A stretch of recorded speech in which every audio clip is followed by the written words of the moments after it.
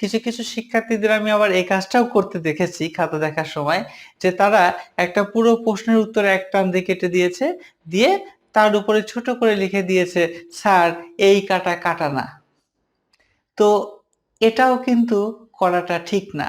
কেননা এই কাটা কাটা না এটা আমার চোখে নাও পড়তে পারে। আর মূলত আইনত তুমি যখনই কোনো একটা প্রশ্নের উত্তর কেটে দেবে, তখন তুমি যতই খাতার উপরে লেখো না কেন যে এই কাটা কাটা না, সেটা কিন্তু কাটা হিসেবেই কাউন্ট করা হবে।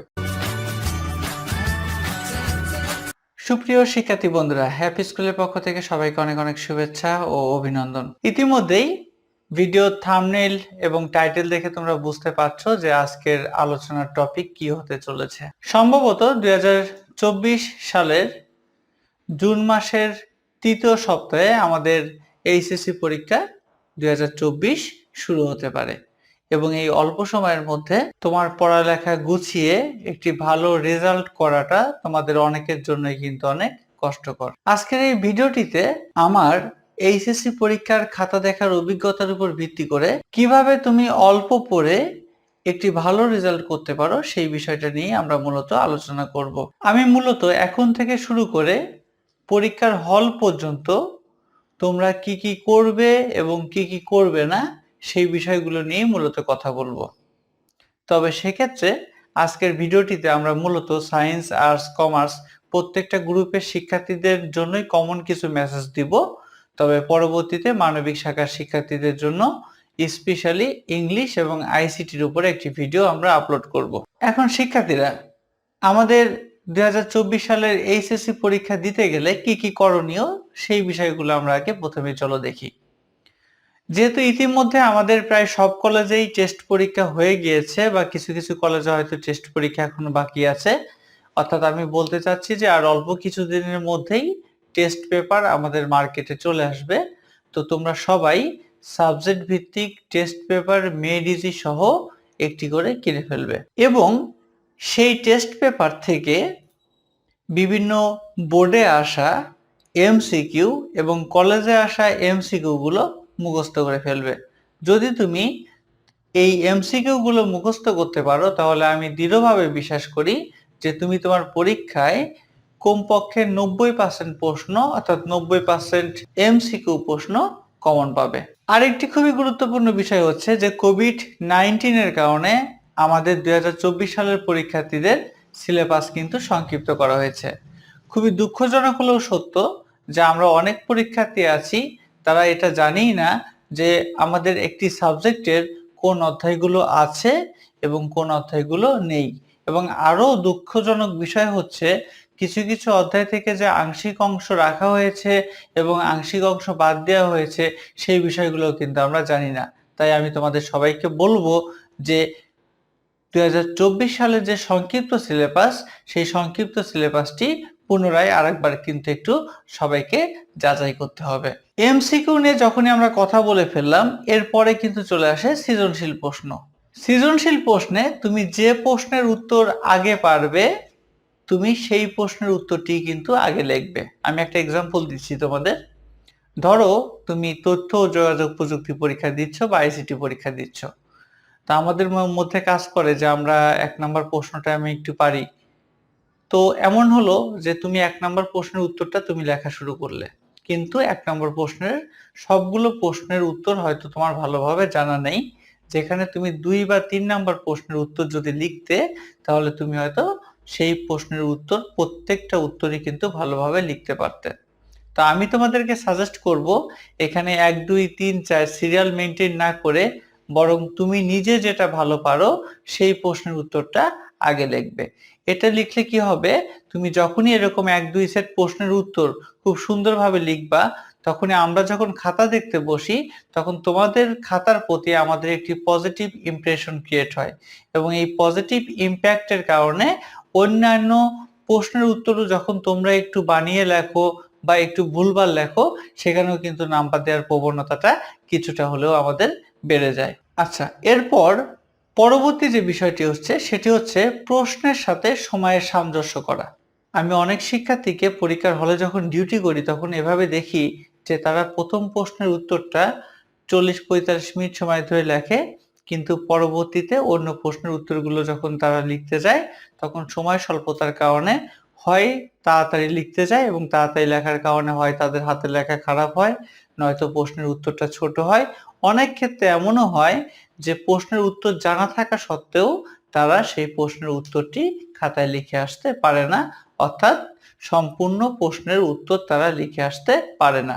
সুতরাং তোমার যদি 2.5 ঘন্টা সময়ে 5 সেট লিখতে হয় তাহলে 1 সেটের জন্য তোমার কত মিনিট বরাদ্দ, বা যদি 7 সেট লিখতে হয় 7 সেটের জন্য কত মিনিট বরাদ্দ, সেটা কিন্তু তোমাকে পরীক্ষার আগে ক্যালকুলেশন করে ঘড়ি দেখে সেভাবে লিখতে হবে। সেক্ষেত্রে প্রথম সেট প্রশ্নের জন্য যদি 2, 4, 5 মিনিট সময় বেশি লেগেও যায় সেটা তুমি পরবর্তীতে কভার দিতে পারবে। কিন্তু যদি এমন হয় যে প্রথম সেট প্রশ্নের জন্যই তোমার 15-20 মিনিট সময় বেশি লেগে গিয়েছে তাহলে পরবর্তীতে সেটা কভার দেওয়া কিন্তু তোমার জন্য খুবই কঠিন হয়ে দাঁড়াবে। আরেকটি গুরুত্বপূর্ণ বিষয় হচ্ছে পরীক্ষার হলে এমসিকিউ প্রশ্ন পাওয়ার পরে। এমসিকিউ প্রশ্ন পাওয়ার পরে যেটা হয় তোমরা সবাই জানো যে এমসিকিউতে কিন্তু ক, খ, গ, ঘ 4টি সেট থাকে। তো যখন আমরা প্রশ্ন পরীক্ষার্থীদের দিই তখন আমাদের মধ্যে যে বিষয়টা কাজ করে যে 25টা বা 30টা এমসিকিউ 25 মিনিট বা 30 মিনিটের মধ্যে দাগাতে হবে। আবার অনেকে বন্ধু বা বান্ধবীর সাথে কথা বলা শুরু করো যে দোস্ত তোর কোন সেট পড়ছে, আমার তো গ পড়ছে।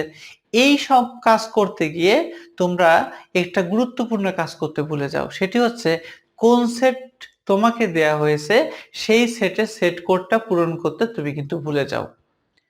তুমি নিশ্চিত থাকো যদি তুমি এই কাজটা করো, অর্থাৎ তোমার ধরো ক সেট প্রশ্ন পড়েছে কিন্তু তুমি পরীক্ষার হলে ক সেট গোল পূরণ করে আসো নাই, তাহলে তোমার পরীক্ষায় কিন্তু অবশ্যই অবশ্যই অবশ্যই ফেল আসবে, তোমাকে কেউ বাঁচাতে পারবে না।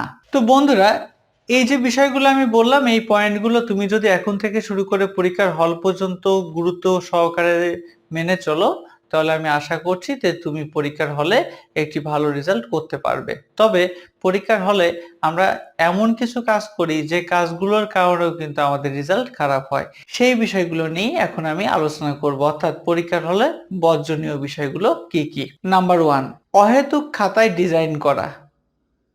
আমরা সাধারণত পরীক্ষা শুরুর আধা ঘন্টা আগে শিক্ষার্থীদের এমসিকিউ এবং সিকিউ খাতাটা দিয়ে দিই।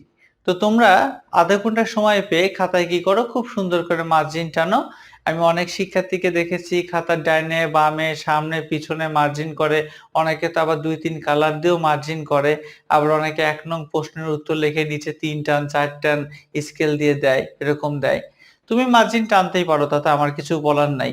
কিন্তু একটা বিষয় জাস্ট ভাবো যে তোমাকে যে খাতাটা দেয়া হয়েছে সেই খাতাতে কিন্তু তুমি সব প্রশ্নের উত্তর হয়তো লিখে শেষ করতে পারবা না। তার মানে তোমাকে অবশ্যই এক্সট্রা পেপার, যেটাকে লুজ শিট বলে, সেটা তোমার নিতে হবে। এখন তুমি যখন লুজ নিবা তখন কিন্তু 1 সেট প্রশ্ন বা 2 সেট প্রশ্ন লেখার জন্য তোমার হাতে সময় থাকবে হয়তো সর্বোচ্চ 20 মিনিট 22 মিনিট বা 30 মিনিট, অর্থাৎ এক এক সেট প্রশ্ন লেখার জন্য হয়তো 20-25 মিনিটের বেশি সময় থাকবে না। তখন তুমি খাতায় যদি মার্জিন করতে যাও তাহলে প্রশ্নের উত্তর তুমি লিখতে পারবে না, আর প্রশ্নের উত্তর যদি তুমি লিখতে চাও তাহলে মার্জিন তুমি করতে পারবে না।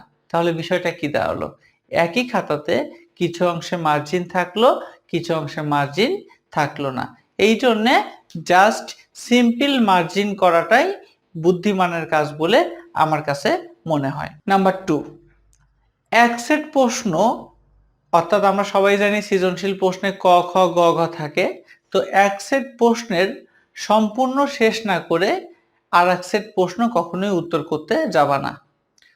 তুমি বলতেই পারো যে স্যার এটা তো আমি করতেই পারি, এই অধিকার আমার আছে। অবশ্যই সেই অধিকার তোমার আছে, বাট আমরা যখন খাতা দেখতে যাই তখন যে ব্যাপারটা হয়, ধরো তুমি 1 নম্বর প্রশ্নের ক লিখেছো, খ লিখেছো, গ লিখেছো, ঘ নাম্বারটা লেখো নাই। ঘ পারো না তুমি, ঘ লেখো নাই, কোনো ব্যাপার না, সেটা আলাদা ব্যাপার।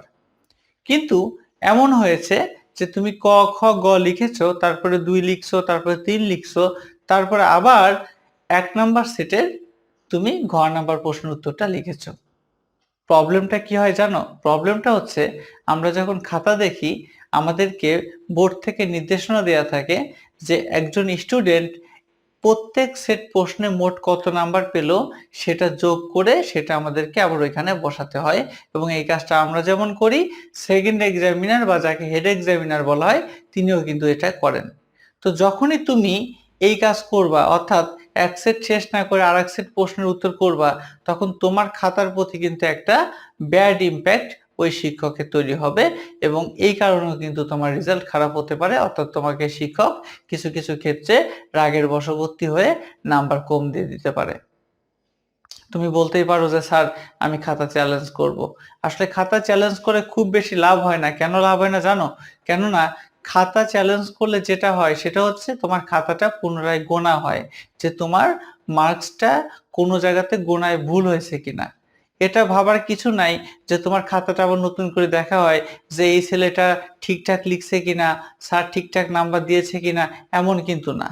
তোমার খাতাটা আবার পুনরায় গোনা হয়, গোনাতে যদি ভুল থাকে তাহলে তোমার খাতাটা চ্যালেঞ্জ করলে তুমি নাম্বার বাড়বে, আর যদি গোনায় ভুল না থাকে তাহলে খাতা চ্যালেঞ্জ করলে খুব বেশি লাভ কিন্তু হবে না। 3 নাম্বার পয়েন্ট, কখনোই প্রশ্নের মধ্যে অতিরিক্ত উত্তর বা অতিরঞ্জিত উত্তর লেখার কোনো দরকার নাই। যেমন ধরো আমি একটা এক্সাম্পল দিচ্ছি, তোমার পরীক্ষায় 3 মার্কের একটা প্রশ্ন আসলো যে ব্যান্ডওয়াইড কাকে বলে, ব্যান্ডওয়াইডের প্রকারভেদ আলোচনা করো। তথ্য যোগাযোগ প্রযুক্তি থেকে একটা প্রশ্ন আসলো। তো তুমি জানো যে ব্যান্ডউইথ কাকে বলে, প্রতি সেকেন্ডে যে পরিমাণ ডেটা ট্রান্সফার হয় সেটাকে ব্যান্ডউইথ বলে। ব্যান্ডউইথ 3 প্রকার, narrow band, voice band, broad band, এর সাথে ওয়াইড ব্যান্ডের কথাও বলতে পারো তুমি, এবং তার স্পিড ইত্যাদি ইত্যাদি তুমি কিন্তু লিখতে পারো। অর্থাৎ তুমি দৃষ্ট অংশগুলো অল্প অল্প করে তুমি কিন্তু লিখতে পারো। কিন্তু বেশিরভাগ শিক্ষার্থীদের ক্ষেত্রে আমি যখন খাতা দেখতে যাই তখন দেখি তারা মেইন অংশে না যেয়ে তারা প্রশ্নের আশপাশ দিয়ে ঘোরে। অর্থাৎ তারা এভাবে লেখে যে ব্যান্ডওয়াইথ খুবই গুরুত্বপূর্ণ একটি টপিক আইসিটির জন্য। মডার্ন আইসিটি বা আইসিটির কথা ব্যান্ডওয়াইথ ছাড়া চিন্তাই করা যায় না। ব্যান্ডওয়াইথ 3 প্রকার, ন্যারো ব্যান্ড খুবই গুরুত্বপূর্ণ একটি ব্যান্ড, এই ব্যান্ড ছাড়া আমাদের জীবন অচল, এক্সেট্রা এক্সেট্রা এক্সেট্রা, যেগুলোর সাথে কিন্তু মেইন উত্তরের কোনো সামঞ্জস্য নাই।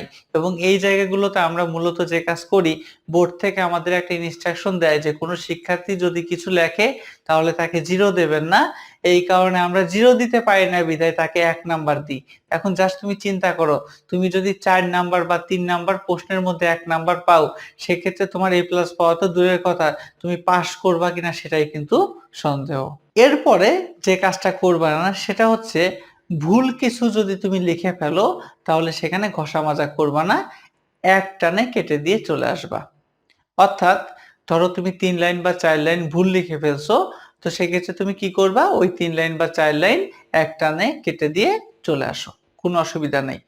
কিন্তু অনেক শিক্ষার্থী যে কাজটা করে, যখনই তারা ভুল লেখে তখন সেই অংশটাকে তারা একটু বেশি কাটাকাটি করে, যে কাজটা করার কারণে খাতার সৌন্দর্যটা কিন্তু নষ্ট হয়। এই কাজটা কিন্তু আমাদের একদম করা যাবে না। তবে কিছু কিছু শিক্ষার্থীদের আমি আবার এই কাজটাও করতে দেখেছি খাতা দেখার সময়, যে তারা একটা পুরো প্রশ্নের উত্তর এক টান দিয়ে কেটে দিয়েছে, দিয়ে তার উপরে ছোট করে লিখে দিয়েছে স্যার এই কাটা কাটা না। তো এটাও কিন্তু করাটা ঠিক না। কেননা এই কাটা কাটা না এটা আমার চোখে নাও পড়তে পারে।